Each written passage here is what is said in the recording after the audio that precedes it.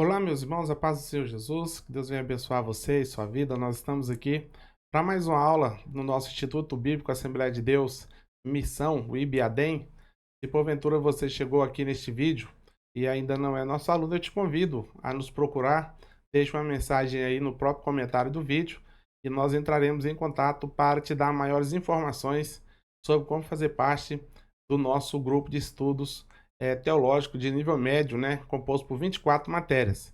Essa é apenas a primeira matéria das 24 que nós temos na nossa grade curricular.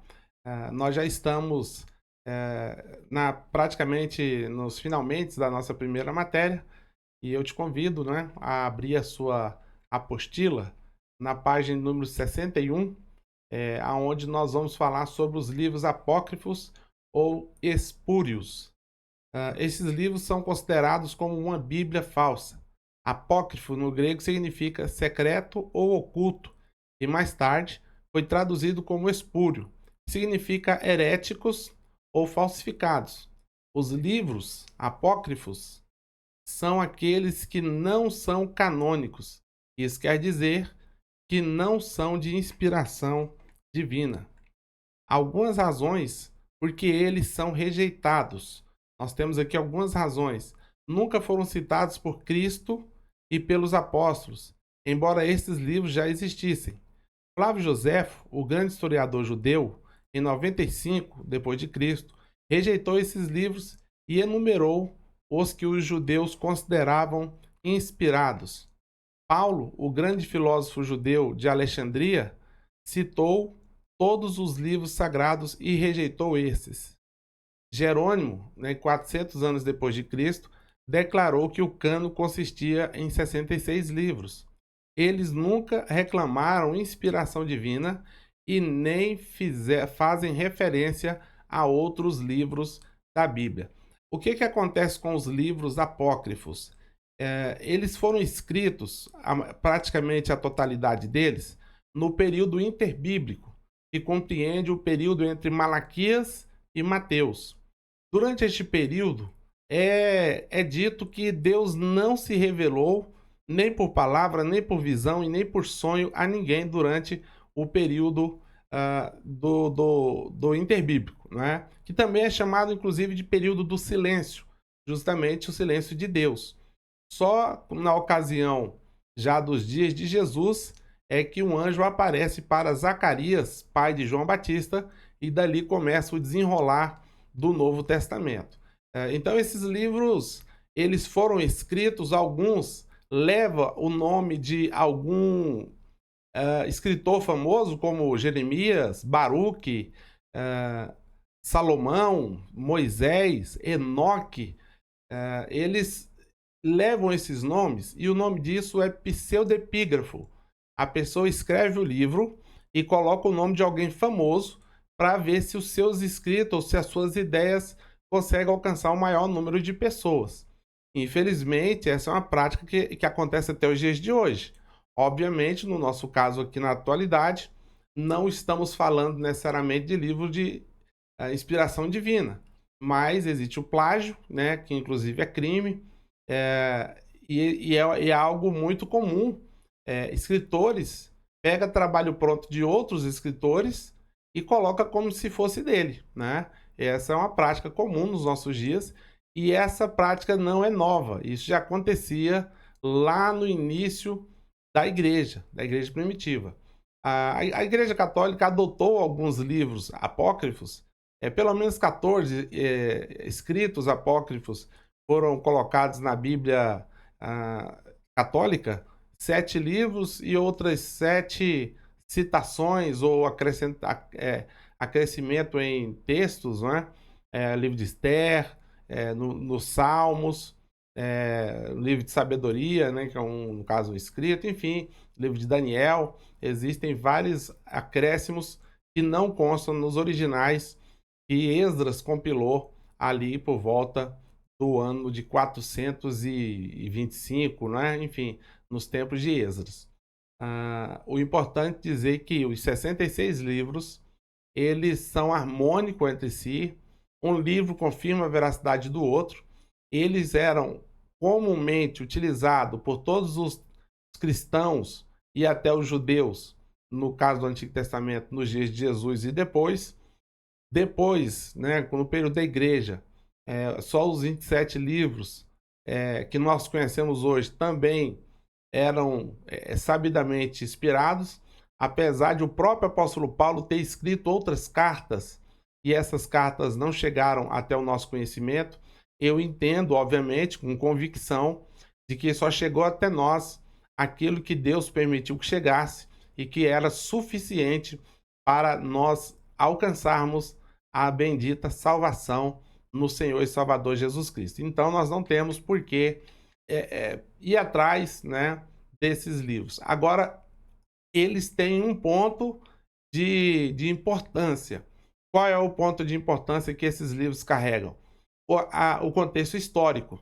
A questão histórica ela é interessante. Por exemplo, o livro dos Macabeus, né, que conta a história da família dos Macabeus, que lutou pela liberdade de Israel por algum tempo ali, antes de Cristo, obviamente. E eles, historicamente, eles têm a sua relevância.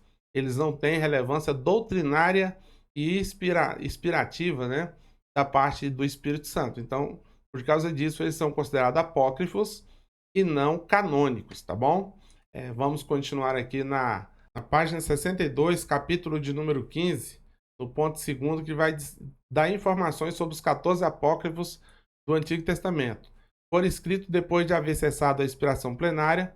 Os judeus nunca os reconheceram como escrituras hebraicas. A igreja primitiva nunca os reconheceu. Foram inseridos na Bíblia quando se fez a tradução para a grega chamada Septuaginta. O 15.3, na página 62 também, dos 14 apócrifos, a Igreja Católica aceita ao todo 11, sendo que são apenas 7 livros e 4 acréscimos. Há outros livros da Bíblia Católica que também são chamados de apêndices. O que é um apêndice? É algo que é acrescentado, né? É algo a mais. Na página 65, nós vamos falar sobre os pseudepígrafos. Pseudepígrafo significa a arte de imitar os escritos verdadeiros. Epigráfico significa título ou uma frase que serve como tema para uma inscrição, ou serve para iniciar um assunto conceituoso. Dentre os milhares de escritos dessa natureza, a maioria veio à luz no período interbíblico, dos primeiros séculos após a destruição de Jerusalém. Como eu já havia falado, essa questão dos pseudepígrafos, as pessoas colocavam o nome de uma pessoa famosa para ter alcance os seus escritos. Vamos lembrar, quando o apóstolo Paulo escreve aos Tessalonicenses, na sua 2ª carta, ele vai dizer: não vos enganeis, quer por palavra, quer por visão, quer por epístola, como de nós, né? Ou seja, como se fosse o próprio apóstolo Paulo que houvesse escrito aquela carta. E o apóstolo Paulo diz: não vos enganeis. Como é que a gente consegue determinar quem foi o verdadeiro escritor de um determinado livro? Primeiro, você precisa ter um escrito original desse escritor, né? E aí você vai reconhecer o estilo literário, a forma gramatical, o vocabulário que essa pessoa usa. E aí você compara com o pseudepígrafo. E você vai perceber que esses pré-requisitos não estão presentes. A forma literária de se escrever, a forma de se usar o vocabulário, a forma de se expressar, de fazer comparações, ela é como uma impressão digital. Ela é como uma impressão digital. É muito difícil ser idêntica a outra, né? Quase impossível. A mesma coisa acontece, por exemplo, com a música. Quando um compositor ele grava uma canção, geralmente ele escreveu essa canção e ele tem ali um rascunho dessa canção original. E quando alguém, porventura, ele tenta copiar ou plagiar essa música, o escritor ele vai na justiça e apresenta o seu rascunho, porque o que acontece? As notas musicais, a sequência em que essas notas musicais aparecem, elas também são como impressão digital, né? Então é por isso que se descobre como um escrito ou uma música foi plagiada ou não, né? Isso é bem interessante para a gente entender. Voltando aqui para o nosso texto, na página 66, evidência da veracidade das Escrituras. As evidências da Bíblia através dos escritores. Muitos escritos antigos atestam em seus escritos as Escrituras Sagradas. Citam fatos, personagens, história, povos, nações que estiveram presentes na história, como os judeus, os egípcios, os caldeus, os assírios, os historiadores como Flávio Joséfo, Clemente de Roma, Papias, um discípulo de João, Justino Marte, Irineu, Tertuliano, Orígenes e muitos outros, assim, confirmando o texto bíblico. Não foram apenas algumas pessoas, foram muitas pessoas que se dedicaram à questão histórica das Escrituras Sagradas. Por isso que nós temos evidências da sua veracidade, porque ela foi atestada não por uma nem por duas pessoas, mas foi por várias pessoas de épocas até diferentes, culturas diferentes, mas que atestaram que aquelas escrituras chegaram até eles da forma correta e eles então assimilaram elas como sendo divinamente inspirada. Na página 69, tem a teoria correta sobre inspiração. É algo que é importante também a gente entender, é a questão da inspiração e da revelação. No caso aqui, vamos ver o que se entende por inspiração divina.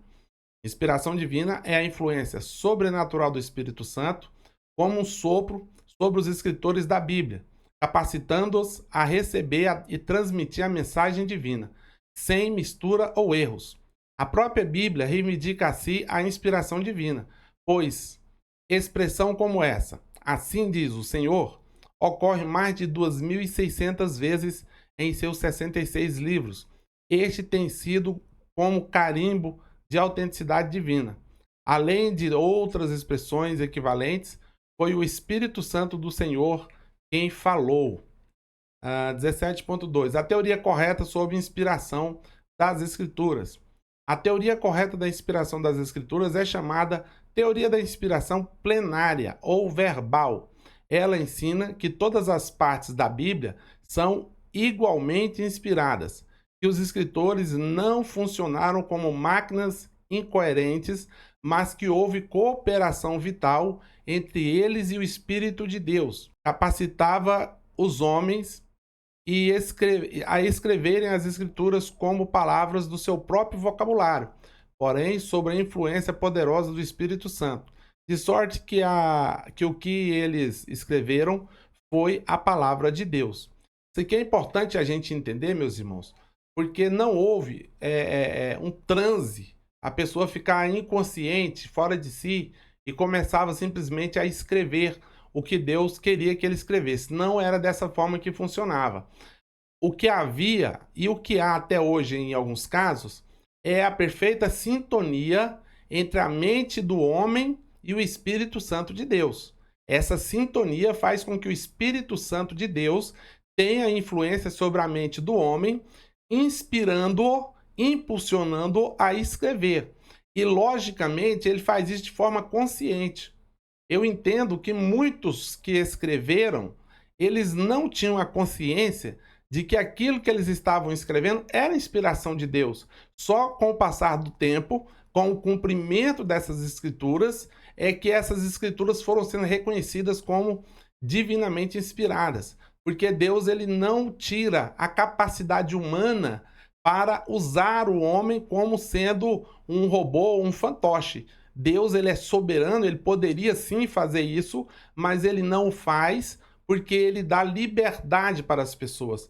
O que acontece com o profeta é que o profeta, conhecendo as sagradas escrituras que já foram escritas antes dele, e conhecendo então essas escrituras, ele conhece parte da vontade e da mente de Deus, e ele observa ao seu redor que as coisas não estão acontecendo segundo a vontade de Deus. E isso deixa essa pessoa indignada, preocupada ou angustiada. Então Deus, se valendo deste sinal dado por esse personagem, ele começa a usá-lo como boca de Deus na terra, para os seres humanos. A gente vê isso claramente no livro de Abacuque. Abacuque está extremamente indignado com o que os juízes, os magistrados e a classe superior, a elite superior de Israel estava fazendo nos seus dias. E ele chega a questionar se Deus era tão inocente de vista que não percebia que o bem prevalecia sobre o mal, que a injustiça prevalecia sobre a justiça e que as sentenças eram dadas de forma invertida, sempre a favor do homem que tinha recursos.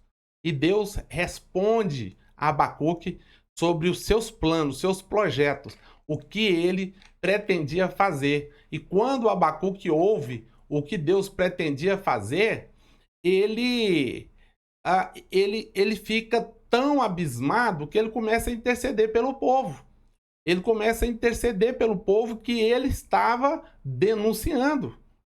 Falando, Senhor, mas nós somos como peixes do mar que não tem governador. Realmente, o povo é mau. Mas essas pessoas que virão sobre nós, segundo o que o Senhor está afirmando, que no caso seriam os caldeus, eles são piores do que nós. E ele começa então a interceder pelas pessoas. Veja então que coisa interessante.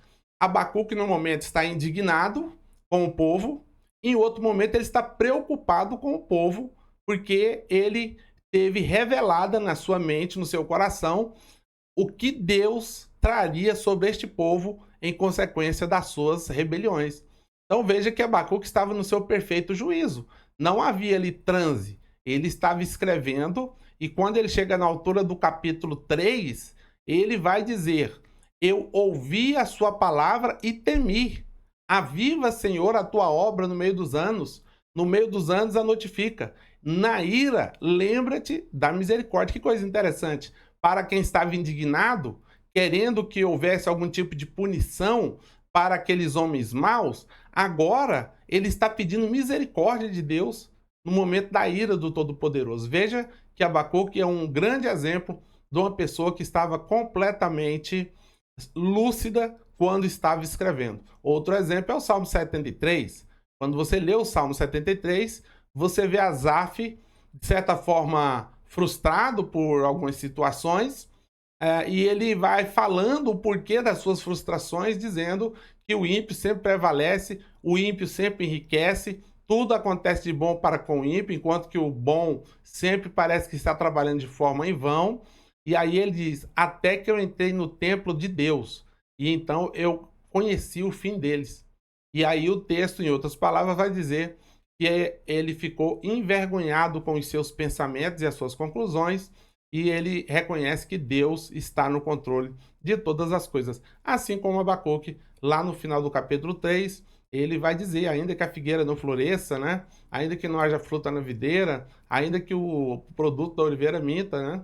Ainda que não haja vaca nos currais, as ovelhas sejam arrebatadas das suas manadas, todavia eu me alegrarei no Deus da minha salvação. Então veja que eles estavam plenamente conscientes quando estavam escrevendo e Deus apenas estava inspirando essas pessoas a deixar um legado, a deixar um exemplo, uma história para os nossos dias. Louvado seja Deus. Então isso é a forma que Deus usa as pessoas. Eu falei que até os dias de hoje acontece, mas nos dias de hoje não é mais como os moldes dos profetas do Antigo Testamento, né? A inspiração movida nos dias de hoje são através dos dons espirituais. Hoje não existe profeta, existe alguém que tem o dom da profecia, que é bem diferente de ser um profeta, não é? E isso eu acredito que é muito claro e vai ficar mais claro ainda no decorrer do nosso curso, quando nós tratarmos dessa matéria de forma detida, né, de forma mais particular. Mas por enquanto vamos continuar aqui com a introdução bíblica, né? Na sua página aí na apostila de número 69, no tópico 17.4, nós vamos agora falar sobre revelação e inspiração. Há uma diferença entre revelação e inspiração. Exemplo: se Moisés escreveu recebendo por visões, sonhos ou pela própria voz de Deus, nós temos uma revelação. Porém, se ele se valeu de documentos existentes e que foi usado pelo Espírito Santo para selecionar este material, nós temos uma inspiração. A revelação tem dois sentidos, o ativo e o passivo. A revelação no sentido ativo é a atividade de Deus em que se dá a conhecer aos homens, em toda a história de Israel, como nação, sua religião, como a igreja, foi o resultado evidente das revelações divinas. Temos referências abundantes dessas revelações de Deus. Deus revelou-se na aliança efetuada com Abraão. Veja o que ele diz: estabelecerei a minha aliança entre ti e mim e a tua descendência no decurso das gerações. Ele diz isso em Gênesis capítulo 17, verso 7. Deus deu sua lei a Israel através de Moisés. Êxodo 20, 22 vai dizer: então diz o Senhor a Moisés: assim dirás aos filhos de Israel, visto que dos céus eu vos falei. Temos também: Deus mostrou sua palavra a Jacó e os seus estatutos e juízos a Israel. Não fez assim a nenhuma outra nação. E quanto aos seus juízos, nenhuma outra conhece. Isso aí o salmista fazendo essa declaração. Veja também o Salmo 147, versos 19 e 20. Mostra a sua palavra a Jacó, os seus estatutos e os seus juízos a Israel. Não fez assim a nenhuma outra nação. E quanto aos seus juízos, não os conhece. Louvai ao Senhor. Ele está dizendo que Israel é o guardião das revelações de Deus. Deus revelou sua vontade através de Isaías. As primeiras coisas desde a antiguidade anunciei. Sim, pronunciou-as a minha boca, e eu as fiz ouvir. De repente agi, e elas se cumpriram. Isaías 48, versículo 3. As primeiras coisas desde a antiguidade as anunciei, na minha boca saíram, e eu as fiz ouvir. Apressadamente as fiz e aconteceram, né? Esse é o texto literal de Isaías 48, versículo 3. Deus revelou-se pessoalmente em Cristo, pois Cristo é a imagem de Deus, porquanto nele habita corporalmente toda a plenitude divina. Veja só o texto de Colossenses, capítulo 2, versos 8 e 9. Tendo cuidado para que ninguém vos faça presa sua, por meio de filosofias e vãs sutilezas, segundo a tradição dos homens, segundo os rudimentos deste mundo, e não segundo Cristo, porque nele habita corporalmente toda a plenitude da divindade. Nós estamos aí na página de número 71. Revelação no sentido passivo. Até então estava vendo no sentido ativo, né? E o próprio conhecimento é o próprio conhecimento que é comunicado aos homens, ou ensinado aos homens. A revelação passiva podemos descrever em alguns pontos, levando em conta as revelações usadas por Deus para revelar-se aos homens. Revelação significa, literalmente, ato de desvendar os mistérios das coisas ocultas, para que possa ser vista, compreendida e conhecida como ela é. Essas manifestações deram-se de muitas maneiras, tais como revelações, inspirações, visões, sonhos, profecias, meditações e ao estado de êxtase, e etc. Como se manifestam os dons de revelação, página 72. Dom da palavra de sabedoria, capacidade de julgar corretamente e agir com prudência. Esse dom é a declaração da sabedoria dada através da revelação do Espírito Santo. Essa habilidade não é a sabedoria humana, é uma revelação divina do conhecimento sobrenatural de Deus e transmitida aos seus servos para edificação da igreja. Neste caso, nós já estamos falando dos dons espirituais. Esses dons que é ministrado na vida dos homens aí, já no caso do Novo Testamento. Eles são alcançados pela iluminação divina, e essa iluminação divina faz com que eles entendam as revelações escritas. E essas revelações escritas são manifestas através da confirmação das suas profecias. Isso fica muito claro, não é? Quando nós lemos o Novo Testamento, especialmente as cartas de Paulo, né? Eu gosto muito das cartas de Paulo a Efésios e também aos Colossenses, aonde Paulo deixa isso de forma muito cristalina, na capacidade que o Espírito Santo tem de agir na vida daquele que dá lugar para ele agir, né? E aí a gente fica, com certeza, consciente do que é uma revelação, do que é uma inspiração, é quando o Espírito Santo tem liberdade em nossas vidas de agir conforme a sua vontade. Página de número 75, no número 19.5, diz o seguinte: o testemunho da arqueologia. As descobertas arqueológicas têm sido uma grande amiga da Bíblia. Muitos lugares considerados lendários e um absurdo pelos inimigos da Bíblia têm sido descobertos, confirmados e provados a sua existência por escavações arqueológicas. 19.6 diz o seguinte: os testemunhos da ciência.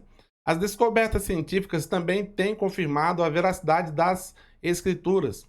Muitos riam de certas narrativas bíblicas até que a ciência chegasse à mesma conclusão, provando e tapando a boca dos inimigos da Bíblia, pois eles não têm como provar o contrário da Bíblia. A própria ciência tem confirmado dia após dia o testemunho da Bíblia, assim como a arqueologia também, né? A perfeita unidade e harmonia da Bíblia.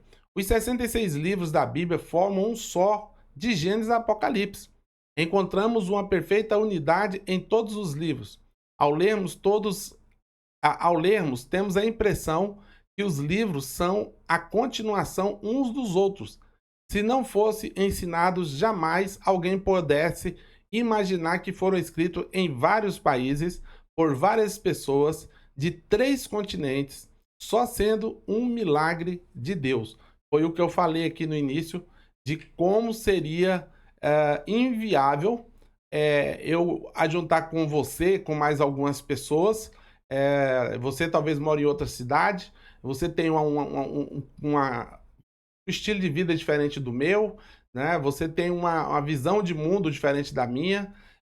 Talvez até a questão da fé não seja igual às fé. E a gente resolve escrever um livro. E a gente se reúne, um grupo de algumas pessoas, cada um vai para a sua casa escrever um livro. Um livro só, né? Cada qual vai escrever partes desse livro. Quais são as chances disso dar certo quando você juntar essas partes? Como é que elas vão se relacionar entre si? Provavelmente será um desastre.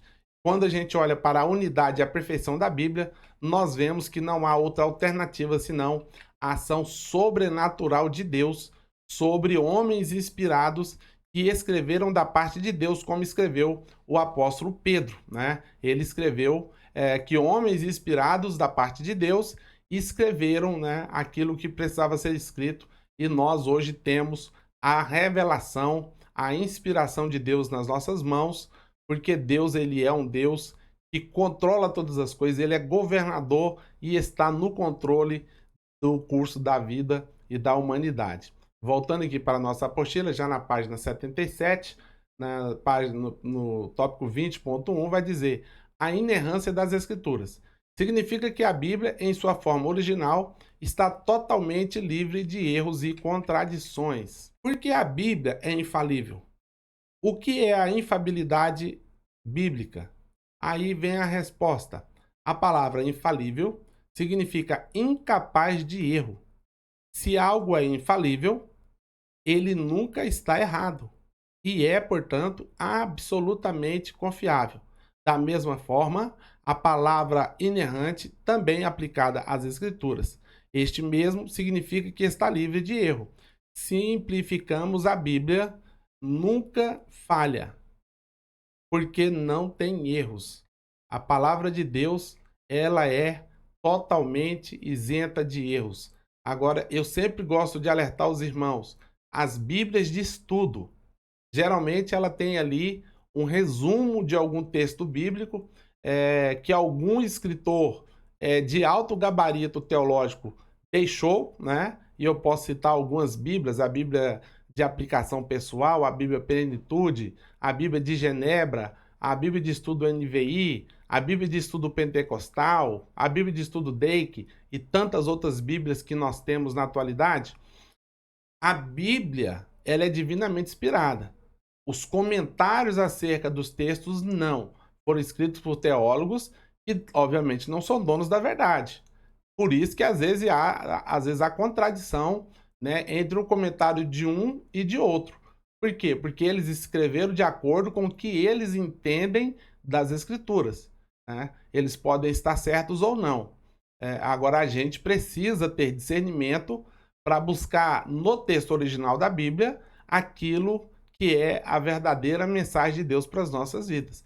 Eu até recomendo que a melhor Bíblia para o aluno que está começando a estudar a Bíblia é a Bíblia, somente a Bíblia, nada mais do que a Bíblia.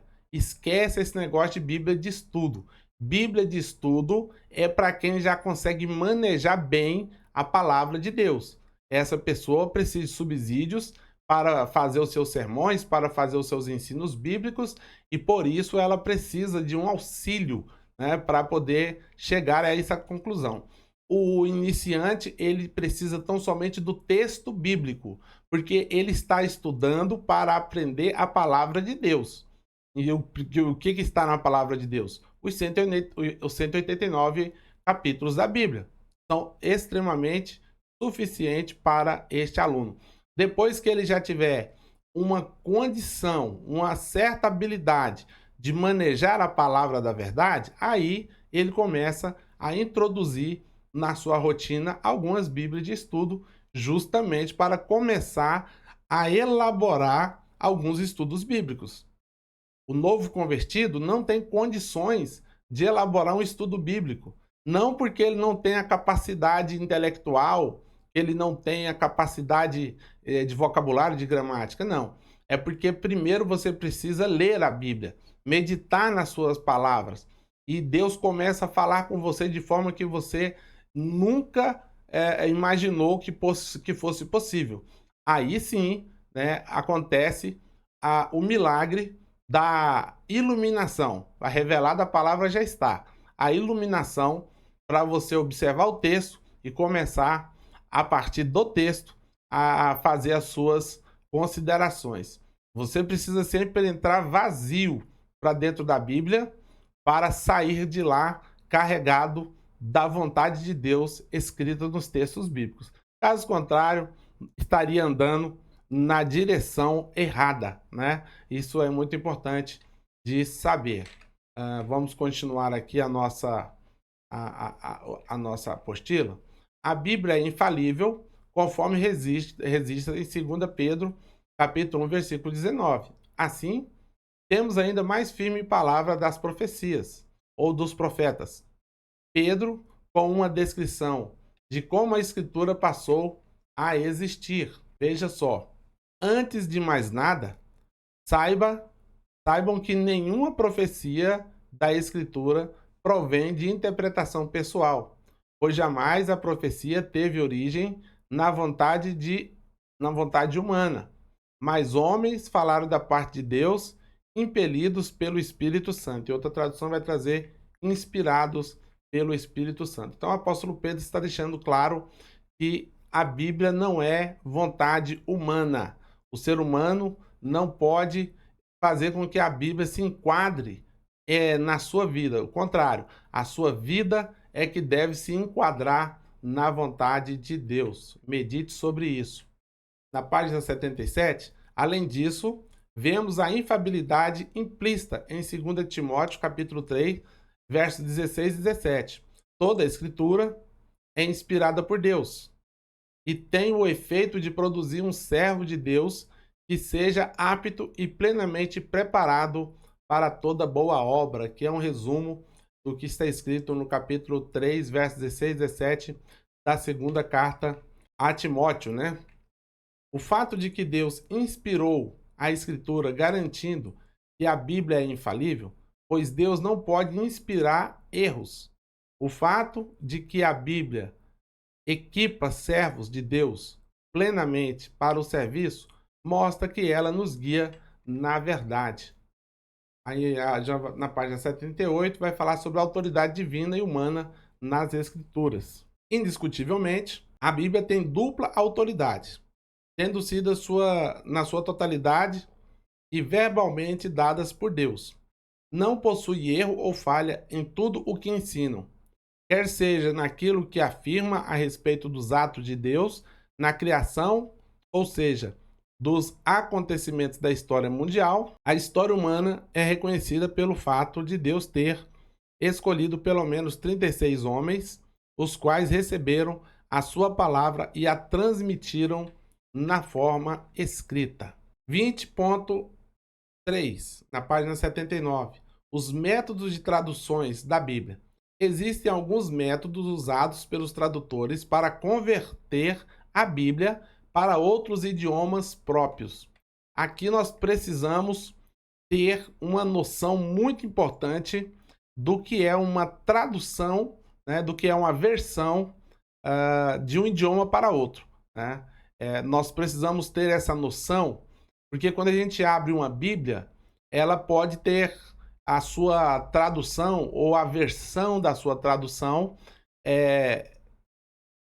baseada em diversas técnicas de tradução ou de transformar versões. A Bíblia já traduzida numa nova versão. Os irmãos vão se lembrar, por exemplo, da Almeida, Almeida Revista e Corrigida, Almeida Revista e Atualizada, Almeida Corrigida Fiel e assim sucessivamente. Veja que são versões da tradução de João Ferreira de Almeida. Todas começam com Almeida, portanto, João Ferreira de Almeida foi o tradutor. Agora vem as versões, que são as atualizações feitas a partir de uma tradução. Louvado seja o nome do Senhor Jesus. Meus irmãos, nós vamos parando por aqui nesta aula. Não vamos dar continuidade para a aula não ficar muito longa. E assim nós vamos voltar na próxima aula falando exatamente sobre esta questão de como a Bíblia é traduzida, quais são essas técnicas para que a gente tenha o mínimo de conhecimento sobre essas técnicas, se elas são seguras ou não para as nossas vidas. Se os seus textos vão elucidar problemas e trazer respostas, ou se eles vão trazer complicações para as nossas vidas, porque, convenhamos, tem algumas traduções que mais complicam do que explicam, não é? Na página de número 79, vamos ver os métodos de tradução das Bíblias. Existem alguns métodos usados pelos tradutores para converter a Bíblia para outros idiomas próprios. Vejamos aqui como funciona essa questão. O primeiro método é o método da equivalência formal. O segundo método é o método da equivalência dinâmica. O terceiro método é as parafrases. Não é um método de tradução, mas sim uma interpretação. Essas formas diferentes de traduzir são as mais usadas pelos tradutores. Não são as únicas, porém foram as mais usadas pelos tradutores. Ambas são focadas na fidelidade dos textos e pode ser aplicada a qualquer tradução, dependendo do contexto de cada uma. Aqui vale a pena os irmãos fazerem uma pesquisa como foi o método da tradução da Bíblia que você usa. Eu não sei qual Bíblia que você usa, talvez você use a Almeida Revista e Corrigida, ou Almeida Revista e Atualizada, talvez você use a NVI, que está sendo muito utilizada na atualidade, ou a King James, também tem ganhado muito espaço no mercado na atualidade. Temos também a Bíblia Viva, temos também a Bíblia, a nova tradução na linguagem de hoje. Todas essas Bíblias tiveram uma forma de ser traduzida e essa tradução, muitas das vezes, quando uma pessoa lê o mesmo texto em Bíblias diferentes, parece que o texto fica irreconhecível. O que acontece? Voltando aqui para esta página que nós estávamos, nós temos o primeiro método, que é a equivalência formal. Este método, ele visa traduzir literalmente o texto original para o idioma que ele está traduzindo. Vamos supor, para o português, né? Então, ele vai trazer a equivalência formal, ou seja, literal. Da forma mais literal possível, ele vai trazer essa tradução para o nosso idioma. A equivalência dinâmica, ele vai usar palavras que talvez já tenham sido alteradas dentro do vocabulário do nosso idioma, e aquela palavra do original, ela seria um tanto quanto antiga, por assim dizer, né? Aí ele fala, não, eu vou colocar aqui essa palavra mais moderna dentro dessa tradução, para que um jovem possa entender o que eu estou dizendo. Bom, aí existe uma certa influência do tradutor no texto que ele está traduzindo, que é o contrário da equivalência formal. A equivalência formal, o tradutor procura ser o mais isento possível e ele faz a tradução mais literal possível. O da dinâmica já tem aí essa certa influência do tradutor para traduzir, né, a sua versão. O terceiro método, que é as parafrases, não é um método de tradução, mas sim uma interpretação. Esse aí, ele é um tanto arriscado. Por quê? Porque o tradutor, ele se dá ao trabalho de não necessariamente fazer a tradução, mas a interpretação. Sabe, em vez dele te dar o fubá, ele já quer te dar o bolo pronto? Ele fala, não, eu vou facilitar a vida do leitor. Em vez de eu traduzir o texto literal e ele depois ter que interpretar esse texto, eu já vou interpretar o texto para ele. Aí nós temos um problema. O texto original é inspirado. A interpretação não é inspirada, né? Então é por isso que é importante. É importante. A gente precisa pesquisar. Isso é um trabalho de pesquisa, né? Isso não vai cair no seu colo, não. Você é estudante, você tem que ir atrás. Trabalho de pesquisa, né? Qual é a tradução que você usa e qual é a técnica ou a categoria em que ela se enquadra. Existem traduções mistas que usa tanto a equivalência formal como a equivalência dinâmica. Existe isso aí, eu acho que a maioria das Bíblias.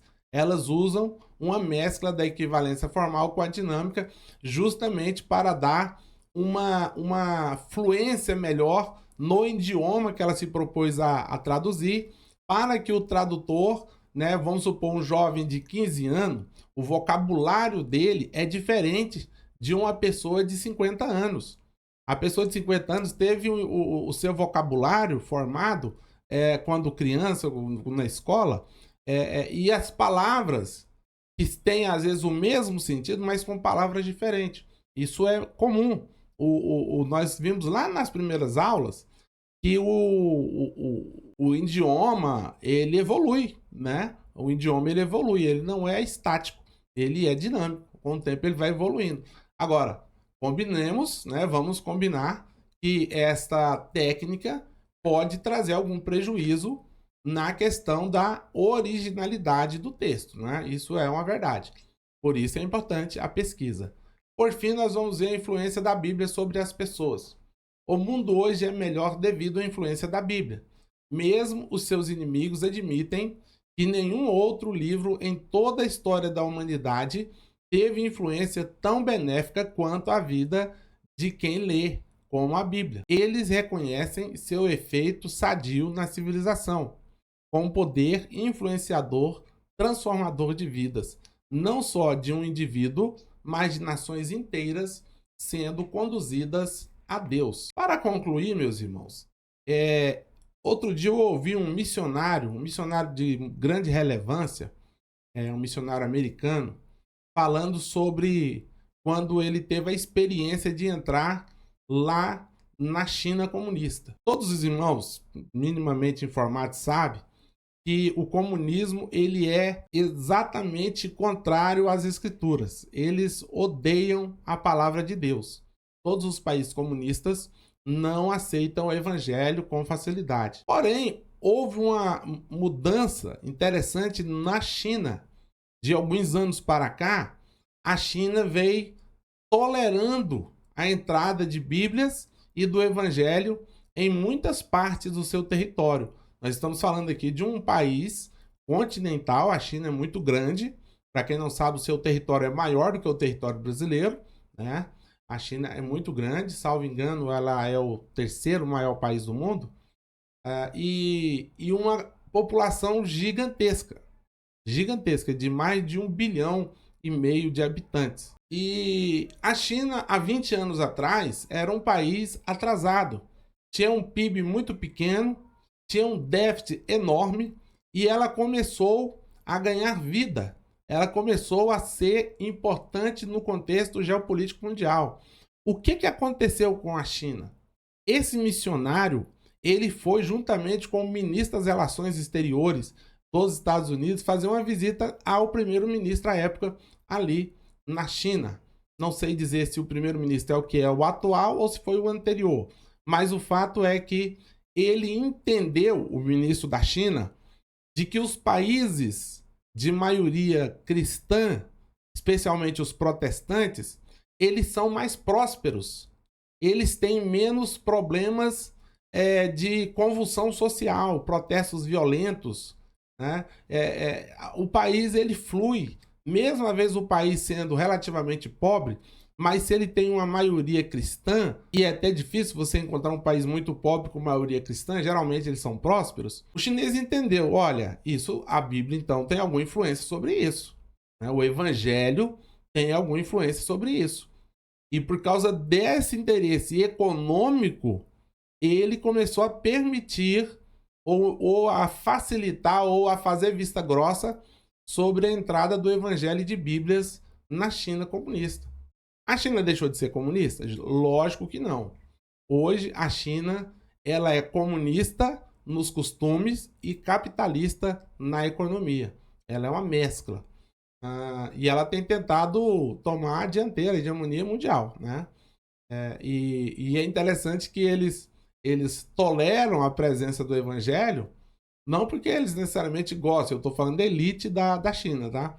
Eles gostam e reconhecem Jesus como Salvador, mas eles reconhecem que o evangelho transforma vidas. Eles reconhecem que o evangelho transforma nações. E hoje a China, em alguns aspectos, já é o país de primeira grandeza no mundo, né? Eu estou ultrapassando em alguns aspectos o próprio Estados Unidos da América.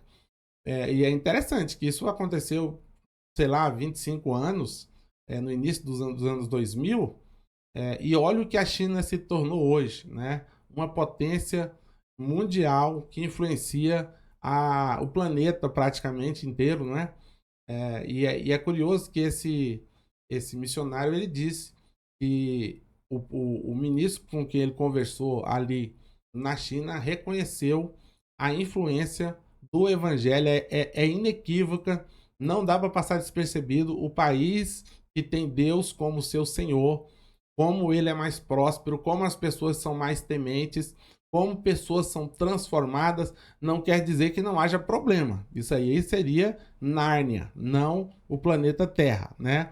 Por causa do pecado, obviamente. Mesmo o país cristão tem pecados, mas ele é melhor, ele é mais bem sucedido que os países comunistas que não permitem de forma nenhuma a entrada do evangelho. Meus irmãos, nós estamos parando por aqui nessa primeira apostila. Eu espero você na segunda apostila.